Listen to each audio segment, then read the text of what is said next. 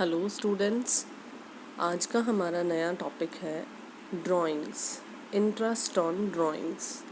Before moving on the interest on drawings, हमें पहले यही पता होना चाहिए कि ड्राइंग्स क्या होती हैं। जैसा कि हमने +1 में पढ़ा है कि ड्राइंग्स आहरण होती हैं जो पर्सनल यूज़ के लिए एक बिजनेसमैन अपने बिजनेस में से कैश या काइंड की फॉर्म में विड्रॉ करता है। मतलब हमने जैसे पहले पढ़ा हुआ है कि वो ज़रूरत पड़ने पर पैसा भी विड्रॉ कर सकता है, ज़रूरत पड़ने पर अगर गुड्स या किसी और चीज़ की ज़रूरत हो, जो भी वो बिज़नेस में से विड्रॉ करता है फॉर पर्सनल यूज़, उसे ड्राइंग्स यानी कि आहरण बोला जाता है, निजी इस्तेमाल के लिए। अब हमारे पास आगे है पार्टनरशिप में ड्राइंग्स। पार्टनरशिप में अगर कोई भी इंडिविजुअल ड्राइंग्स करता है तो उसे इंटरेस्ट ऑन ड्राइंग्स पे करना पड़ता है बिजनेस को।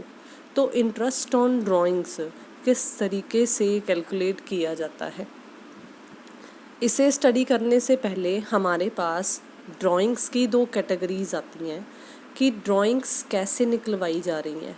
क्या ड्राइंग्स की एक ही फिक्स्ड अमाउंट निकलवाई जा रही है, वो भी एक पर्टिकुलर फिक्स्ड टाइम पीरियड के हिसाब से, या क्या ड्राइंग्स की अलग अलग अमाउंट्स निकाली जा रही हैं, वो भी एक इर्रेगुलर पीरियड ऑफ टाइम पे। तो इसी को ध्यान में रखते हुए हमारी 2 कैटेगरीज बन जाती हैं ड्राइंग्स की।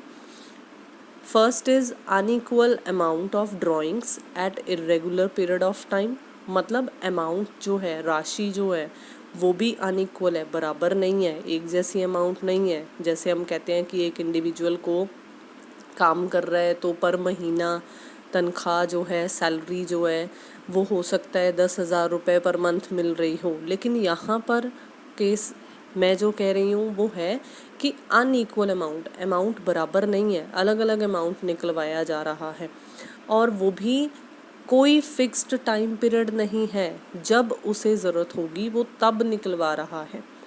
और सेकंड कैटेगरी बिल्कुल इसके ऑपोजिट है, अनइक्वल अमाउंट की जगह पर इक्वल अमाउंट हो गया है और इरेगुलर पीरियड ऑफ टाइम की जगह पर रेगुलर पीरियड ऑफ टाइम हो गया है। यानी कि या तो वो पर मंथ विड्रॉ कर रहा है, या वो पर क्वार्टर विड्रॉ कर रहा है, या वो सेमी एनुअली विड्रॉ कर रहा है। मतलब क्या है, या तो हर महीने, या हर तिमाही, या साल में 2 बार 6 महीने। तो आज हम जो कवर करेंगे वो सिर्फ फर्स्ट कैटेगरी कवर करेंगे कि जब एक पार्टनर, क्योंकि हम बेसिकली इसे पार्टनरशिप में स्टडी कर रहे हैं तो मैं पार्टनर ही वर्ड यूज़ करूँगी, कि जब एक partner unequal amount of drawings withdraw करता है और वो भी एक particular fixed period of time पर नहीं विड्रॉ करता, जब उसे ज़रूरत होती है तभी वो विड्रॉ करता है, तो देखेंगे कि इंटरेस्ट ऑन ड्राइंग्स कैसे कैलकुलेट किया जाता है। देखो, मैंने इसके लिए एक एग्जाम्पल फ्रेम की है।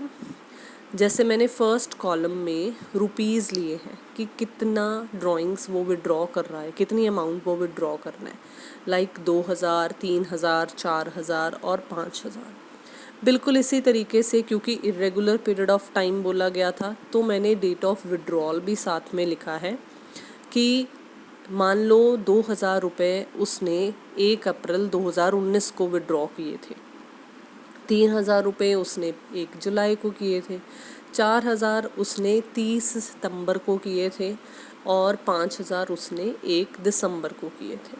ठीक है, हमें इंटरेस्ट ऑन ड्राइंग्स कैलकुलेट करने के लिए कहा गया है, रेट ऑफ इंटरेस्ट 10% है, और हमें 31 मार्च 2020 को कितना रेट ऑफ इंटरेस्ट होगा ये कैलकुलेट करने के लिए कहा गया है। अब देखो, इस कैटेगरी को सॉल्व करने के लिए हमारे पास 2 मेथड्स होते हैं। There are 2 methods of solving this category. First जो है वो, जैसा हम 10th तक सिंपल इंटरेस्ट वाला फॉर्मूला करते हुए आ रहे हैं, बिल्कुल उसी तरीके से ही है, बहुत ही simple, P into R into T. अब यहाँ पर क्या है, यहाँ पर हर अमाउंट हमारी जो भी 2,000, 3,000 एंड 4,000, 5,000 है, ये हमारी प्रिंसिपल अमाउंट बनेगी। रेट हमें 10% दिया हुआ है, और जो टी फॉर टाइम पीरियड है वो अलग अलग निकलेगा हर एक का। जैसे 2000 रुपीज़ वाली जो प्रिंसिपल अमाउंट है उसके लिए देखो 1 अप्रैल से 31 मार्च तक अगर मैं काउंट करूँ तो 12 मंथ्स बनते हैं। बिल्कुल इसी तरीके से अगर मैं 3000 वाले का देखूं तो 1 जुलाई से 31 मार्च तक 9 मंथ्स बनते हैं। और 4000 वाले का देखूं तो 30 सितंबर है तो सितंबर नहीं काउंट होगा, अक्टूबर से काउंटिंग करना शुरू करेंगे तो 6 मंथ्स बनेंगे। 5000 वाले का अगर मैं काउंट करूं तो 1 दिसंबर से वो 4 मंथ्स बनाएगा। तो सबका अलग अलग जब कैलकुलेट किया जाएगा तो देखो मैंने साइड पे लिखा हुआ है 10% के नीचे कि फर्स्ट वाले का सिंपल इंटरेस्ट मेथड के हिसाब से पहला 200 रुपीज़ इंटरेस्ट निकलेगा, फिर 225 इंटरेस्ट निकलेगा। देन 4000 वाले का P/R/T वाला फॉर्मूला लगाएं तो 200 रुपीज़ इंटरेस्ट निकलेगा। देन लास्ट 5000 वाले का अगर हम कैलकुलेट करते हैं तो इट विल बी 167। ये पॉइंट्स में आएगा तो इसको राउंड अप करके 167 लिख दिया गया है। अब अगर मैं टोटल इंटरेस्ट कैलकुलेट करूं कि कितना बन रहा है तो वो टोटल इंटरेस्ट ₹792 बन रहा है। अब इसी क्वेश्चन को अगर हम प्रोडक्ट मेथड से सॉल्व करना चाहें तो उसके लिए कुछ ज़्यादा हार्ड एंड फास्ट रूल नहीं है, फॉर्मूला यही है P/R/T, लेकिन उसमें प्रिंसिपल कौन सा लेना है और टाइम क्या लेना है, बस वो थोड़ा सा हल्का सा डिफरेंस है। उसमें P लेना होता है प्रोडक्ट्स के समेशन को, प्रोडक्ट्स के जोड़ को, और टी फॉर टाइम हमेशा उसमें ऑन एन एवरेज 1 मंथ ही लेना है। तो देखते हैं कि प्रोडक्ट्स कैसे निकालते हैं, क्योंकि रेट आपको पता है कि 10% ही लेना है। टी मैंने अभी आपको बताया कि 1 मंथ ही लेना है तो 1/12 होगा। अब पी फॉर प्रोडक्ट कैसे निकलेगा? पी फॉर प्रोडक्ट निकालने के लिए भी कोई हार्ड एंड फास्ट रूल नहीं है। जो अमाउंट्स हैं उसका रिस्पेक्टिव टाइम पीरियड जो यूजेज वाला है रिमेनिंग, कैसे 1 अप्रैल से 31 मार्च 2000 वाले का था 12 महीने, जैसे मैंने ऊपर आपको समझाया था, सेम वही मंथ्स हमने लिख लेने हैं। 2000 का 12, 3000 का 9 मंथ्स, 4000 वाले का अक्टूबर से काउंट किया था तो 6 मंथ्स, 5000 वाले का दिसंबर, जनवरी, फरवरी एंड मार्च तो 4 मंथ्स। अब हमने प्रोडक्ट्स कैलकुलेट करने हैं। 2000 को 12 से मल्टीप्लाई करेंगे तो उसका प्रोडक्ट 24,000 आएगा।